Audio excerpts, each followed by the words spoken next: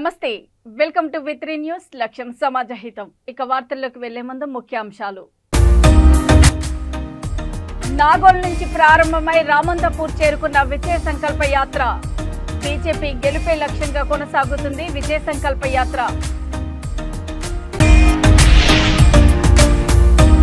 కాంగ్రెస్ తీర్థం పుచ్చుకున్న deputy mayor Srilatha Reddy దంపతులు మాజీ సీఎం కేసీఆర్ ఉద్యమకారులను పక్కన పెట్టడంతో రాజీనామా చేశారు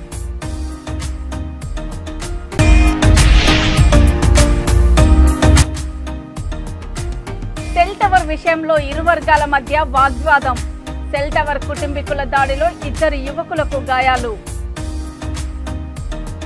బీజేపీ విజయ సంకల్ప యాత్ర హైదరాబాద్ ఉప్పల్ మండలము నాగోల్ నుండి ప్రారంభమై ఉప్పల్ మీదుగా రామంతపూర్ చేరుకుంది కేంద్ర యూనియన్ మినిస్టర్ పరిషోత్తం రూపాల మాట్లాడుతూ మహిళలకు ఫ్రీ బస్సు వలన ఆటో డ్రైవర్ల జీవితాలు దుర్భరమయ్యాయని రాష్ట్ర ప్రభుత్వం ఆటో డ్రైవర్ల సమస్యలు పరిష్కారమయ్యేలా చూడాలని అన్నారు ఆయన ఈ సందర్భంగా ఆటో ఎక్కి కొద్ది దూరం ప్రయాణం చేశారు మూడోసారి ఢిల్లీలో మోడీ ప్రధానమంత్రి కావాలని పార్లమెంటు ఎన్నికల్లో బీజేపీ గెలిపే లక్ష్యంగా విజయ సంకల్ప యాత్ర కొనసాగుతుందని తెలియజేశారు ఈ కార్యక్రమంలో ఢిల్లీ పబ్లిక్ స్కూల్ చైర్మన్ మల్కా కొమరయ్య ఎమ్మెల్యే రాకేష్ రెడ్డి ఎన్వీఎస్ఎస్ ప్రభాకర్ వీరేందర్ గౌడ్ హరీష్ రెడ్డి శిల్పారెడ్డి స్థానిక నాయకులు పాల్గొన్నారు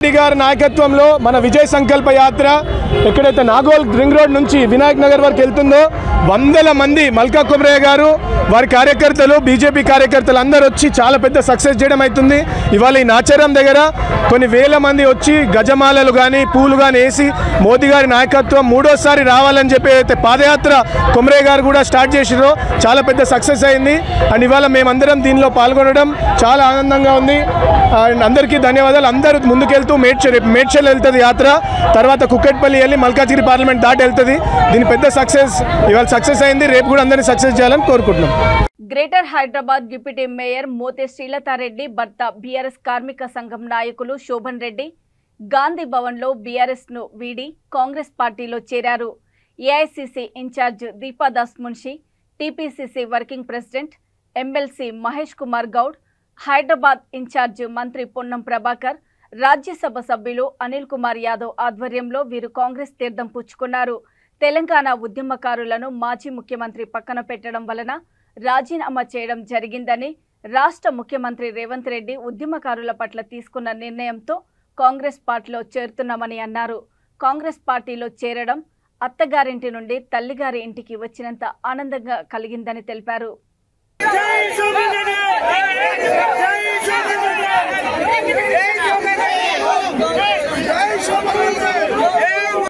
ఏఐసిసి అధ్యక్షులు ఖార్గే గారు రాహుల్ గాంధీ గారు కేసీ వేణుగోపాల్ గారు అదేవిధంగా గౌరవ ముఖ్యమంత్రి రేవంత్ రెడ్డి గారు ఉప ముఖ్యమంత్రి బట్టి విక్రమార్క గారు ఏఐసిసి ఇన్ఛార్జ్ దీపాదాస్ మున్షి గారు మరి హైదరాబాద్ కాంగ్రెస్ పార్టీ వివిధ నియోజకవర్గాల్లో పోటీ చేసిన అభ్యర్థులు జిల్లా కాంగ్రెస్ అధ్యక్షులు అందరి సమక్షం లోపల నాయకత్వం లోపల కాంగ్రెస్ పార్టీలో చేరినటువంటి Hyderabad GHMC deputy mayor Srilatha Shobhan Reddy గారికి మిగతా వారితో పాటు వచ్చేటువంటి మిత్రులందరికీ కూడా కాంగ్రెస్ పార్టీ స్వాగతం తెలియజేస్తూ ఇంతకుముందు ఉద్యమకారుడు తిరుపతి గారు చెప్పినట్టుగా తెలంగాణ ఉద్యమం ప్రారంభం నుంచి దాదాపు 24 సంవత్సరాలు పార్టీలో ఉన్నప్పటికీ కూడా నూతనంగా అధికారం అనేటువంటి అంశంకు సంబంధించి పార్టీకి ఉద్యమానికి సంబంధం లేనటువంటి వాళ్ళకి ఇవ్వడంతో సరైన ప్రాధాన్యత ఇవ్వడంతో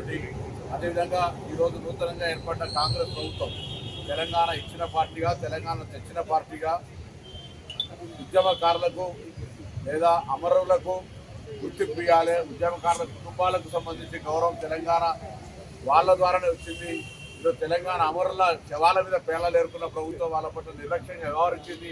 వాళ్ళకు న్యాయం చేయాలనేటువంటి ఆలోచనతో ముందుకు వేస్తున్న సందర్భంలో నేను ఈ ఉద్యమకారుడైనటువంటి శోభన్ రెడ్డి గారిని వారి శ్రీమతి శ్రీలత డిప్యూటీ మేయర్ గారికి స్వాగతం తెలియజేస్తూ మరి అదేవిధంగా ఇంకా కాంగ్రెస్ పార్టీ అందరికీ సంబంధించి న్యాయం చేయాలనే ఆలోచన కలిగిన పార్టీ, ముఖ్యంగా తెలంగాణ కోసం పోరాడినటువంటి ఉద్యమకారులకు సముచిత స్థానం ఇవ్వాలనేటువంటి ఆలోచనతో ముందుకు పోతున్నాం. ఎందుకంటే ఇది కొట్లాడి సాధించుకున్న తెలంగాణ, ఈ తెలంగాణ ఆకాంక్షలకు అనుగుణంగా ముందుకు పోయేటువంటి ఆలోచనతో జరగాలి. కాబట్టి ఈరోజు మరి 24 సంవత్సరాలు పార్టీ తెలంగాణ వ్యవస్థాపకంగా పెట్టినప్పటి నుంచి టీఆర్ఎస్ పార్టీలో పనిచేసి మరి అక్కడ జరుగుతున్నటువంటి అవమానం అన్యాయానికి సంబంధించి భరించలేని పరిస్థితుల్లో ఈరోజు వచ్చేటటువంటి తనకు స్వాగతం తెలియజేస్తూ అదేవిధంగా మిగతా ఎవరైతే మీకు అక్కడ సరైన విధంగా రాజకీయంగా కావచ్చు ఇక్కడ ఉండే పరిస్థితుల కూడా జరుగుతున్నటువంటి పరిణామాల పట్ల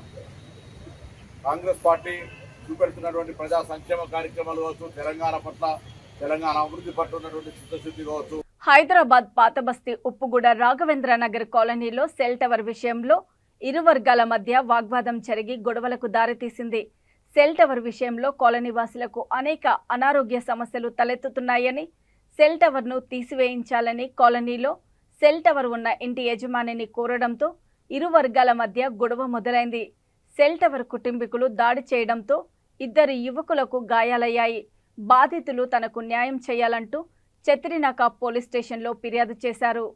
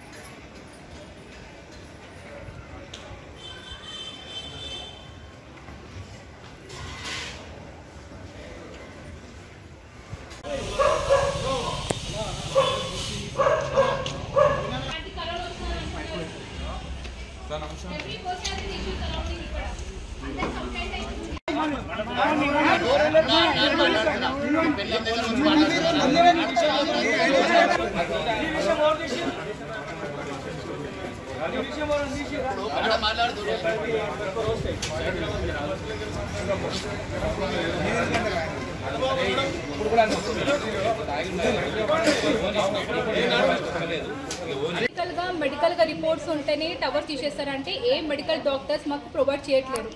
ఇది ఇస్తేనే అది అవుతుంది అన్నట్టు ఎవరు రిపోర్ట్ మాకు ప్రొవైడ్ చేయట్లేరు. మా మమ్మీకి Yashoda hospital breast cancer 4.5 years back నుంచి మేము ట్రీట్మెంట్ స్టార్ట్ చేస్తాము. బ్రెస్ట్ నుంచి లంగ్ నుంచి బ్రెయిన్ నుంచి కంప్లీట్ మొత్తం బాడీ మొత్తం స్ప్రెడ్ అయ్యింది. వాళ్ళు వెళ్ళి మేము అడిగాము అది తీసేస్తే మాకు రేడియేషన్ ఇప్పించే ప్రాబ్లం అవుతుందని, అయినా తీయలేరు. పక్కన అంటే ఎదురుగా అంటే ఎవ్రీథింగ్ లోకల్ ఉన్న ప్రతి ఒక్క పర్సన్కి ఇదే మెడికల్ ఇష్యూ అవుతూనే ఉన్నాయి. మేము చెప్తున్నాం డబ్బులు ఇస్తాం కొంటే మీరు రెడ్ తీసుకున్నా వాళ్ళు తీసుకుంటారు. మేజర్గా మీరు టవర్ నుండి అవుతుంది అనుకుంటారు. రేడియేషన్ ఆబ్వియస్ ఇది రేడియేషన్ కదండి, దానికి ఎన్నో సర్టిఫికేట్ ఉందా మాకేం చూపించట్లేరు. వెన్యూర్ ఉందో మాకు తెలియదు. లోకల్గా ఉంటే ఎవరికైనా ఇబ్బంది ఉంటుంది కదా. ఇక్కడ ప్రతి ఒక్కరికి ఇది ఇష్యూ అండి. క్యాన్సర్ పేషెంట్ కి రేడియేషన్ ఖచ్చితంగా ఇస్తారు. మా ఇల్లు రేడియేషన్ అనుకున్న దానికి తక్కువ ఉందని చెప్తున్నారు కదా. ఎంత పర్సెంట్ రేడియేషన్ ఇచ్చారో మాకు తెలియదు కదా. మాకు చూపించి పెట్టుకున్నారేమన్నా మాకు అది ఉంది ఆ రేడియేషన్ అని. వాళ్ళు ప్రూఫ్ చేయమని చెప్పండి. మమ్మల్ని ఎట్లా ప్రూఫ్ చేయమంటున్నారు? మీ మెడికల్ మేము ప్రూవ్ చేస్తాం, వాళ్ళకు మెడికల్ కావాలి ప్రూఫ్ చేయమని చెప్పండి. నాకు ఇబ్బంది అవుతుంది. సిద్దిపేట జిల్లా హుస్నాబాద్ మార్కెట్ యార్డ్లో పొద్దుతిరుగుడు గిజ్జల కొనుగోలు కేంద్రాన్ని మంత్రి పొన్నం ప్రభాకర్ ప్రారంభించారు. ఈ సందర్భంగా ఆయన మాట్లాడుతూ వర్షాభావ పరిస్థితుల్లో నీళ్లు తక్కువగా ఉపయోగపడే పంట పొద్దుతిరుగుడు అని ప్రతి ఎకరానికి 8 నుంచి 10 క్వింటాల్ చొప్పున దిగుబడి వస్తుందని మంత్రి అన్నారు. పొద్దుతిరుగుడు గింజలు క్వింటాలు మద్దతు ధర 6,760 రూపాయలు ఉన్నదని, ప్రతి రైతులు పొద్దుతిరుగుడు పంటను వేసి ఎక్కువ లాభాన్ని పొందాలని పొన్నం ప్రభాకర్ తెలియజేశారు.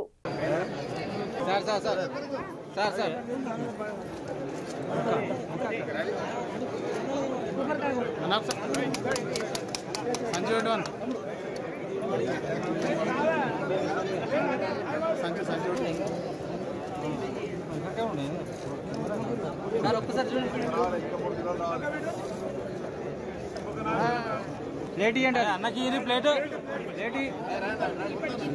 తక్కువ సార్ మీరు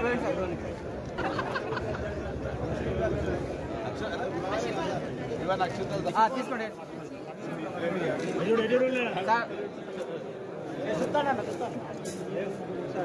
హలో సార్,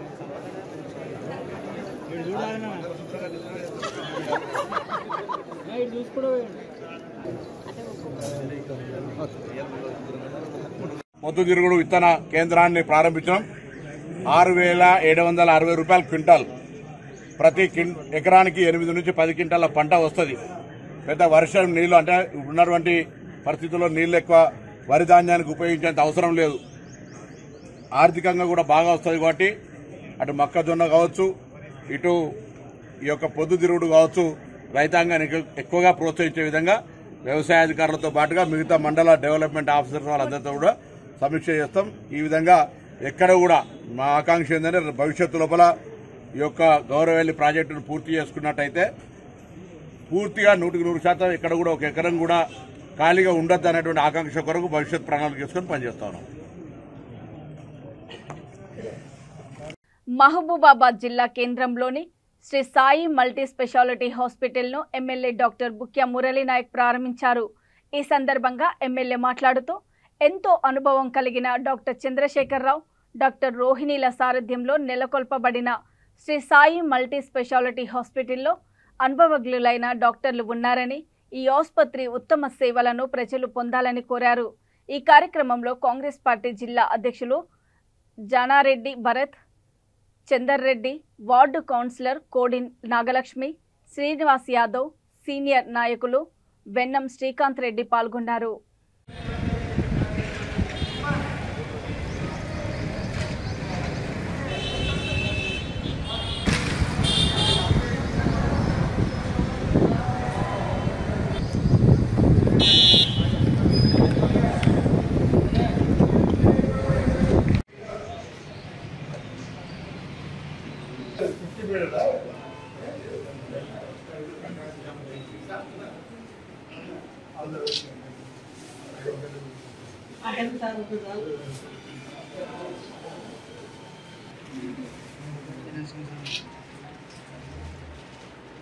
ఇంకొంచెం బ్యాక్ వస్తే ఫుల్ ఫోటో.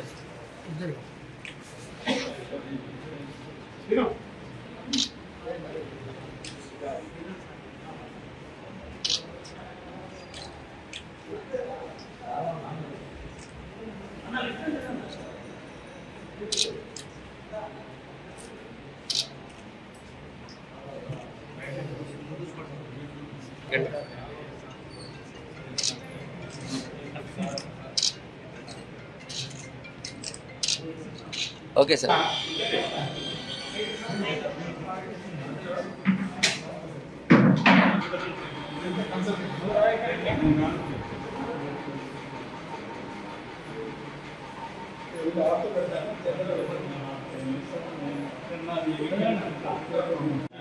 మహబూబాబాద్ జిల్లా ప్రజలకు అందరికీ నమస్కారాలు. నేను గత 17 సంవత్సరాల నుంచి ఎముకల వైద్యుడిగా ఎన్నో సేవలు ఆరోగ్యశ్రీ ద్వారా 10,000 మంది పేషెంట్లు నేను ఆపరేషన్ చేశాను. ఎంతోమంది పేద ప్రజలకి నేను సాయం చేశాను. అందరి దీవెనల వల్ల నేను ఈరోజు హాస్పిటల్ కట్టగలిగాను.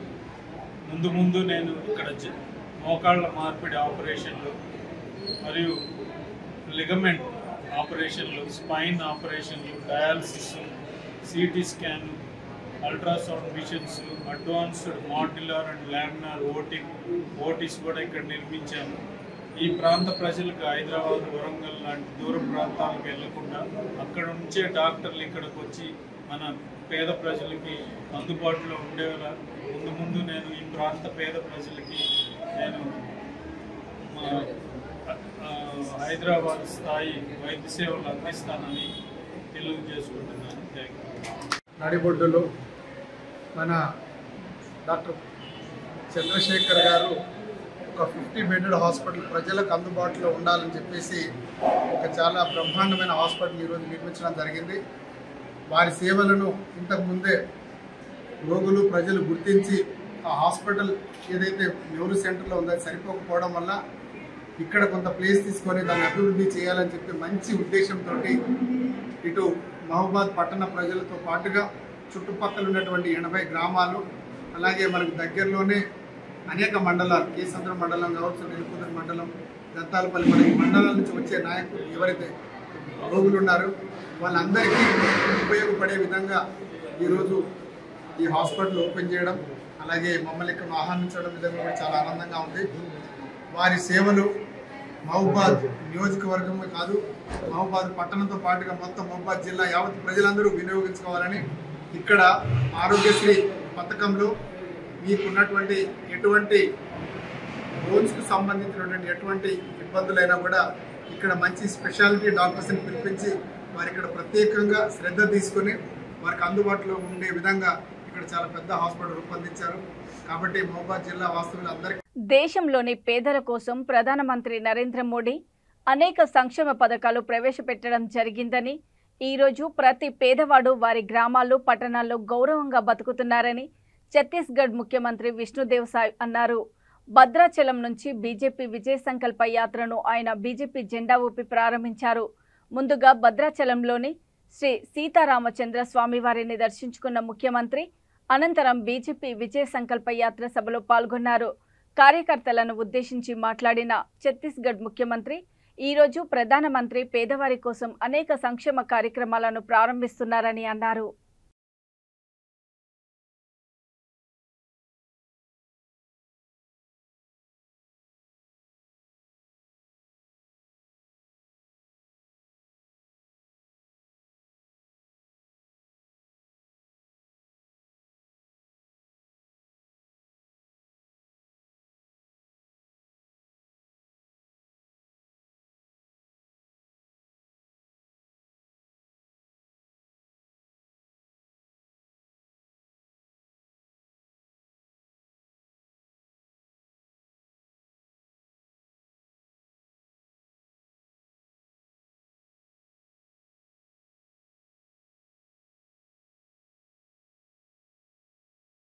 छत्र रूप से पूरे देश में और देश के प्रदेशों में राज करने वाली कांग्रेस पार्टी आज सिमट के रह गई है। आज सभी जो अच्छे नेता हैं कांग्रेस के, वो कांग्रेस छोड़कर दूसरी पार्टी में जा रहे हैं।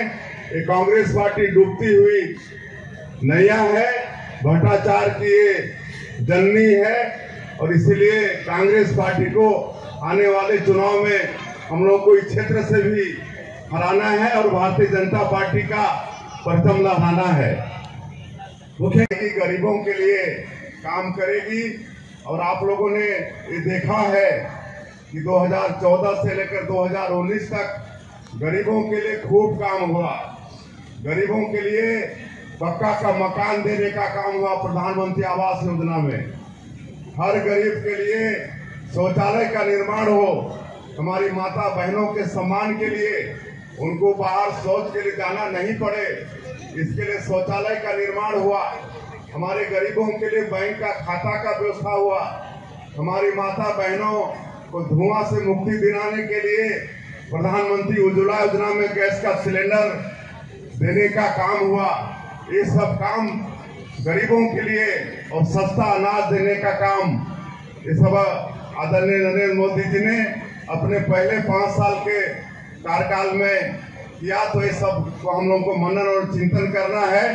आज वास्तव में भारतीय जनता पार्टी गांव गरीब किसान मजदूर की पार्टी है, इसलिए इसका साथ हम सब लोगों को देना है। ఇక వార్తలు ముగించే ముందు ముఖ్యాంశాలు మరోసారి.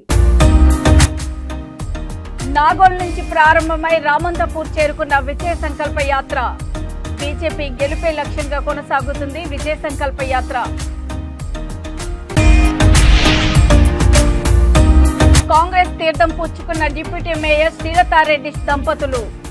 మాజీ సీఎం కేసీఆర్ ఉద్యమకారులను పక్కన పెట్టడంతో రాజీనామా చేశారు.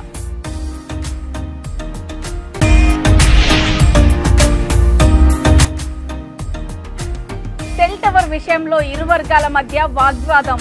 సెల్ టవర్ కుటుంబీకుల దాడిలో 2 యువకులకు గాయాలు. చూస్తూనే ఉండండి V3 న్యూస్, లక్ష్యం సమాజహితం. నమస్తే.